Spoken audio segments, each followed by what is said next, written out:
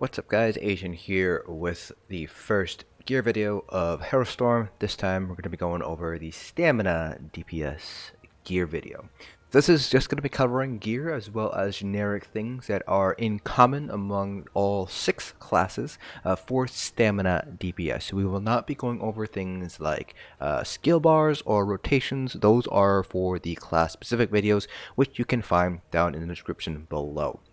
So we'll be focusing in on gear, as well as I mentioned earlier, just stuff that's kind of generic across all stamina DPS. So things like what food to run, what Mundastone, your CP setups, and so on.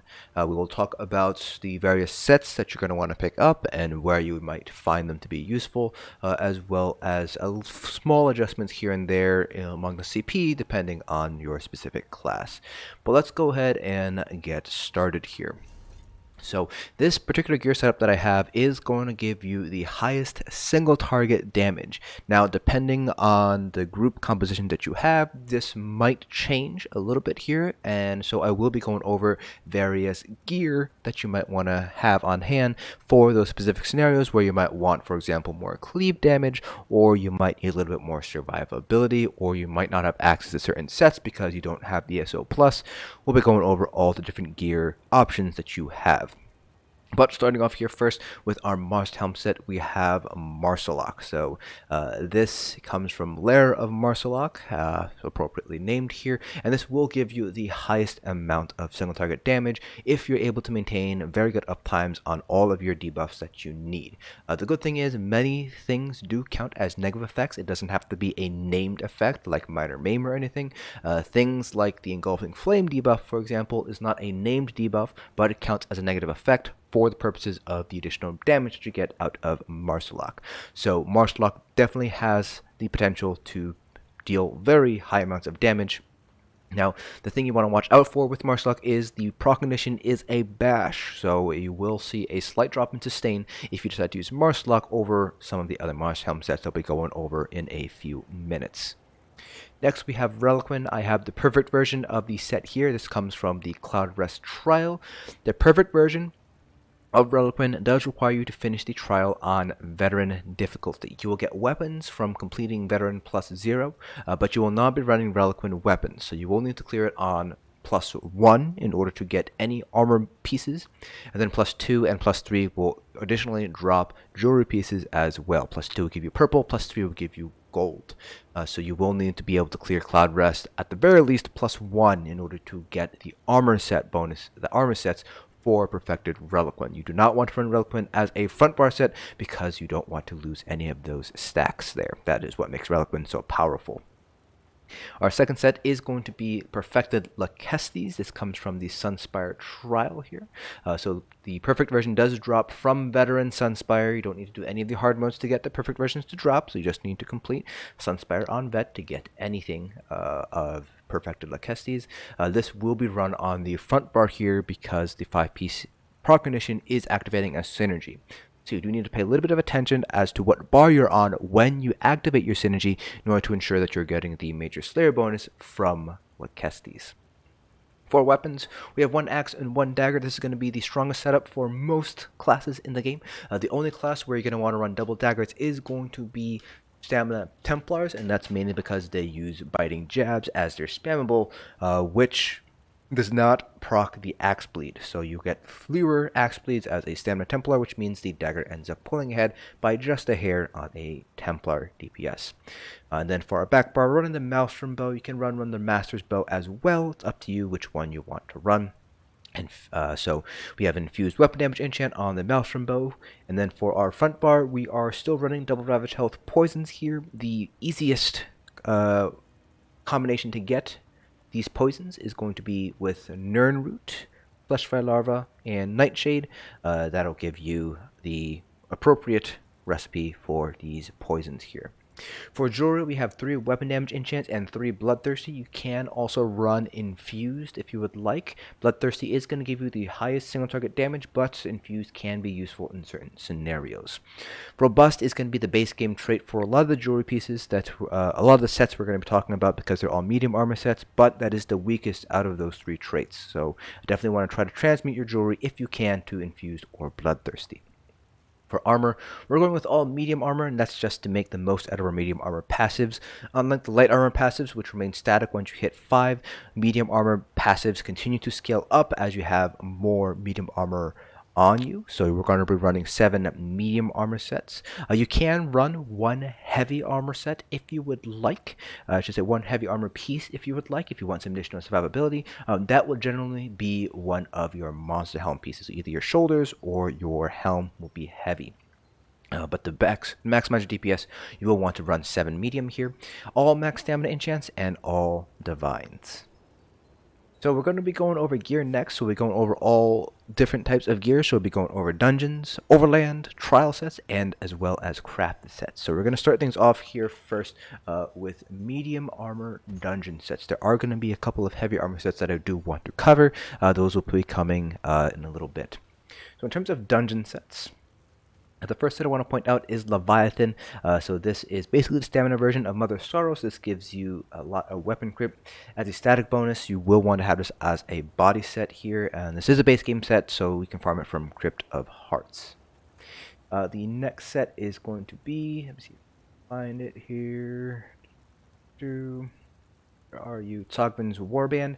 So this gives you a little bit of additional weapon crit, but it also gives you minor force as well. It also provides some additional physical penetration, so you can kind of readjust your CPs accordingly to adjust for the additional penetration that you get. Tsogben's is very commonly used for bow builds or situations where you might not be getting a lot of synergies, for example, 4-man content for pugging things, and in places where you're not going to get a lot of synergies because you're separated from the group. Tsogben's is a pretty strong set there. Azure Blight does require a shout out here. This is going to be one of the strongest sets in the game, right, for AoE damage. Now the downside of running Azure Blight is only one person can actually benefit from Azure Blight, so only one stamina DPS, if you have multiple of them, will be able to wear this in trash fights. This is strictly a trash fight set as well. Don't want to be wearing this for bosses because the proc damage itself is actually not very strong in terms of single target damage. The benefit of this is the fact that it deals damage to in an AoE environment. Finally, we have Aegis Caller, which is another really nice set to wear for AoE cleave damage. So really powerful set here. So Azure Blight does come from Lair of Maarselok, and Aegis Caller does come from Unhallowed Grave, so you will need to have access to ESO Plus or those 2 specific dungeons in order to grab these sets. Now the one thing with Aegis Caller I will caution you on is that once the Lesser Aegis is summoned, it cannot move from its summoned location. So while it is very powerful for trash fights, if the trash ends up moving around because the tank is getting pushed around or the stack ends up having to move, Aegis Caller will lose quite a bit of damage. Azure Blight, because it is on the enemy, it's a debuff on the enemy, it will follow the enemy around if they happen to move at all. So just one thing to keep in mind if you're running Aegis Caller. Azure Blight can be run on a front bar, but it's better to run as a body set, and Aegis Caller can be a front bar set because it is a proc set. Moving on to Overlance Sets. There aren't really that many Overlance Sets here. The one I do want to talk about is going to be Spriggan's Thorn, which gives you some additional physical penetration. Potentially useful for trash fights where you might not necessarily be getting all of your penetration debuffs like Alkosh or Crusher on enemies. So pretty nice to have on hand. You won't see it being used very often because other sets do provide some sort of physical penetration, for example Tsogben's, but it is still a set to consider getting for those trash fights. Beyond that, not many other Overland sets here, at the very least from here. The only other one worth mentioning is going to be Briarheart, which comes from Hrothgar, which is a front barable set. It is a proc set here. It also provides you a little bit of additional heal as well. So if you kind of want to get a nice balance between healing, so some survivability as well as damage, Briarheart's not a bad set to pick up. Now, speaking of Overlance sets, let's quickly go over some of the craft sets that you can run. So starting all the way up from the top here, moving our way down. The first set I want to mention here is going to be Hunding's Rage, a classic set here. So it requires 6 traits for you to craft, so you need to know 6 traits in the specific armor or weapon that you want to craft. So if you do not have enough traits to learn, you can usually buy it off of guild traders, or you can potentially commission somebody to craft it for you and then just have them trade it to you. This just adds flat weapon damage, so will be used as a body set. Next set is Mechanical Acuity, also a 6-trait set, this time from Clockwork City. So this is another proc set, so you can wear this as a front bar. It has some pretty nice burst potential because pretty much gives you 100% crit chance for those 5 seconds. But for longer fights, it does end up losing out to a few other sets here. Also, the armor bonuses aren't really that great. The 3-piece specifically because it adds spell damage. The 4 and 2-piece are pretty decent, but you do end up losing an armor set bonus because of that spell damage on the 3-piece there. And then I do want to mention New Moon Acolyte. This is a very strong set. Requires 9 traits to craft, so chances are, unless you are a master crafter, you will need to buy this or commission somebody to craft it for you. This comes from Southern Elsewhere. And just adds quite a bit of stats. So you get weapon crit, weapon damage, physical pen, as well as the magicka version of those, so spell crit, spell damage, spell pen. The 5-piece adds quite a bit of weapon and spell damage, but it also increases the cost of your active abilities by 5%. So you will see a hit in your sustain if you're running New Moon Acolyte. So definitely something to keep in mind before you decide to run this set. Just make sure that you're able to sustain your normal rotation while running New Moon Acolyte. Next, moving on to trial sets. Not that many trial sets, surprisingly. At least medium armored trial sets here. There's basically 3 others that you're going to want to run outside of Relequen and Lokkestiiz. The Twice-Fanged Serpent, which pretty much falls under the same sort of niche as Spriggan's Thorns, just additional penetration for some trash fights, not all that useful for single target boss fights. War Machine is useful for Wardens, Templars, and Nightblades because you have low cost ultimates, and provides Major Slayer to everybody, or I should say 2 people around you as well as yourself.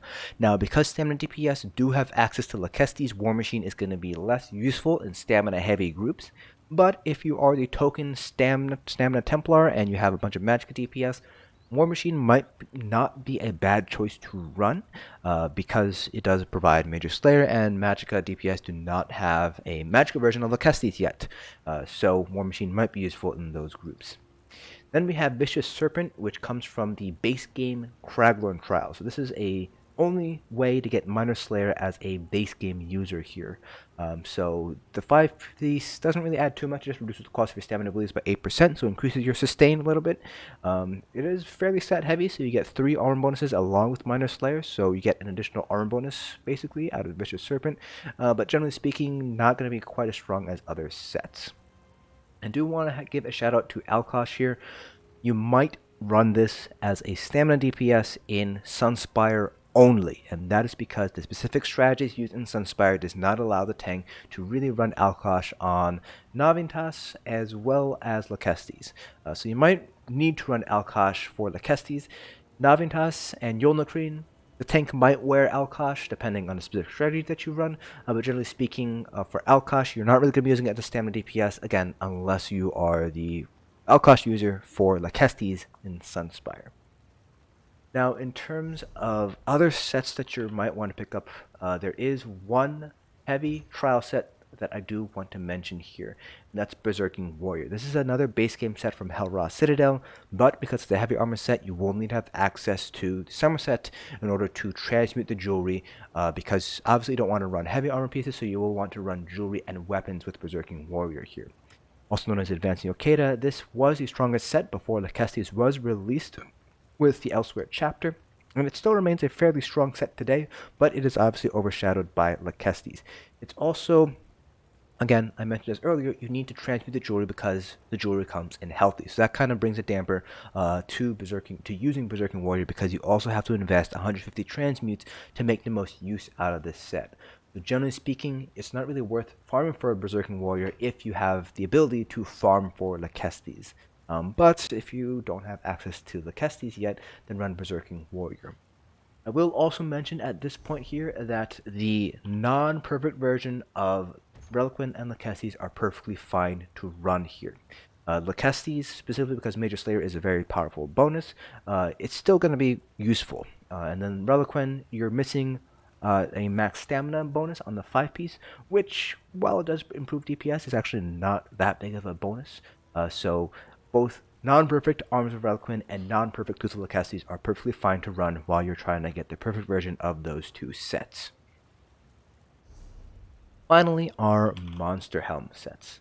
So there are a few Monster Helm sets you want to pick up if you don't have access to Maarselok. The base game Monster Helm set to run is going to be Selene. Selene also is potentially strong if you're able to stay within melee range here. So pretty nice. Comes from Selene's web.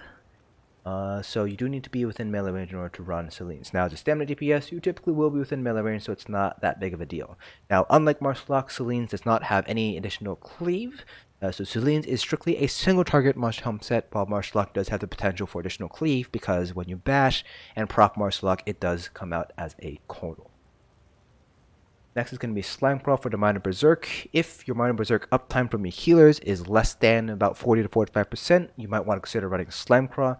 Otherwise, you're going to not want to run Slimecraw. You're going to want to run Selene's, Maarselok, or Velidreth. Speaking of Velidreth, Velidreth is a potential option here. So this comes from Cradle of Shadows. So this does have a little bit of cleave potential. It does spawn 3 spores that go out at about 45-degree angles. So you can hit multiple enemies with Velidreth, but you do need to have be able to line things up a little bit here. So not quite as strong single target potential as Maarselok, but it's still a potential option if you are not able to get a Helm of Maarselok. And that pretty much covers it for all the gear options. So there will be a list in the description below of all the gear that I mentioned here, plus probably a few that I forgot to mention, along with whether or not you can run them as a body set or a front bar set.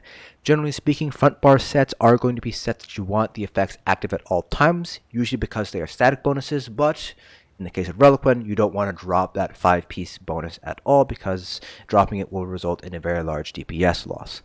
So those are body sets. Front bar sets are typically going to be proc sets. Those are sets that you can proc on the front bar and not worry about having them drop off on the back bar.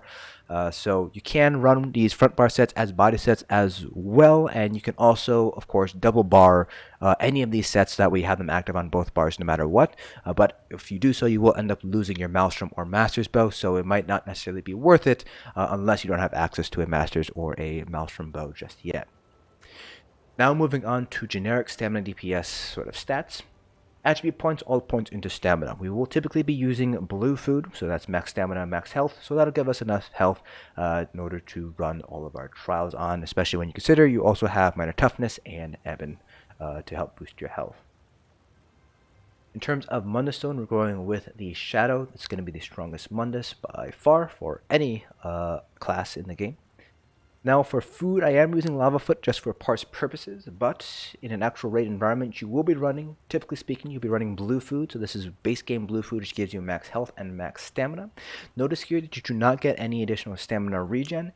If you feel like you need the regen, there are 2 pieces of food that you could run instead of blue food. The first one is Dubious Cumorran Throne, which gives us max stamina, max health, less than blue food because you're also getting stamina regen out of it. So you're getting less max resources, but you're getting some additional regen. If you're running Dubious, your health will go down, so you might need to put a few points into health or try to find a way to make up for that loss in health. The other food is going to be Artaeum Takeaway Broth. This also gives you max health and max stamina and stamina regen. It's a little bit stronger than Dubious Cumorran Throne, but it's also quite a bit more expensive because it does use powdered mother of pearl, which is a very expensive alchemical ingredient. So if you can't afford Artaeum Takeaway Broth, then you can just stick with Dubious Cumorran Throne if you need the regen. Otherwise, just stick with the blue food because that'll give you the maximum amount of resources. Finally, our CPs. So this is a generic CP setup that should work for pretty much any class in the game. There will be a slight switch for Necromancer DPS because you do have some additional penetration bonuses from your class passives. In addition, if you're running an armor set like New Moon Acolyte or Tsogvins, which does have a physical penetration bonus, you will need to shift CP points around in order to account for the additional physical penetration that you're getting from those sets. For our green CPs, 100 Mooncap, 75 Tenacity, 31 Shadow Ward, 31 Tumbling, and 33 Warlord. The most important one to hit is 100 Mooncap. The rest of the points can be split up however you'd like. It really depends on what you're looking for out of your build.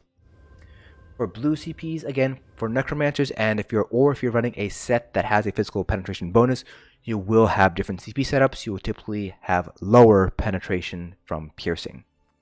For all other classes and scenarios, though, you have 49 into mighty, 60 into piercing, 61 into precise strikes, 40 into thaumaturge, and 52 into master at arms. For necromancers, as well as builds that are running Sogments and New Moon Acolytes, you will need to drop 1500 from piercing here. So if you decide to do so, that will bring you down to a total of 3000 penetration from piercing, roughly speaking. That brings you up to about 35 piercing, which gives you 64 into mighty, and you can bump thaumaturge up to 56. And unfortunately, you have 2 remaining points here, so you can probably just bump precise piercing up to 37. You could also put this into out of thaumaturge into master at arms, so 56, 52. Kind of split that however you like between master at arms and thaumaturge. Again, this is for necromancers and any build that's running Sogvins or New Moon Acolyte.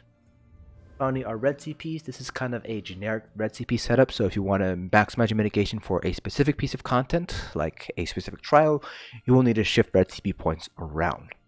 You have 81 into Ironclad, 61 into Thickskin, and 64 into both Hardy and Elemental Defender. And that pretty much covers it for all of the building from gear and generic stamina DPS information. Again, there's a list in the description below for all the sets that I covered here, as well as whether they are a body set or a front bar set. And a couple of notes as well, just to kind of give you an idea of when and where you'd want to use specific sets. Also in the description below, you will find links to the specific class builds as they are released over the next 2 weeks. So make sure to check out those class-specific videos if you're interested in the skill bars and rotations for a specific class. As always, if you guys have any questions, feel free to leave them in the comment section below, and I'll try to answer them to the best of my ability. Hopefully you guys found this video informative, and I'll see you guys in the next dungeon.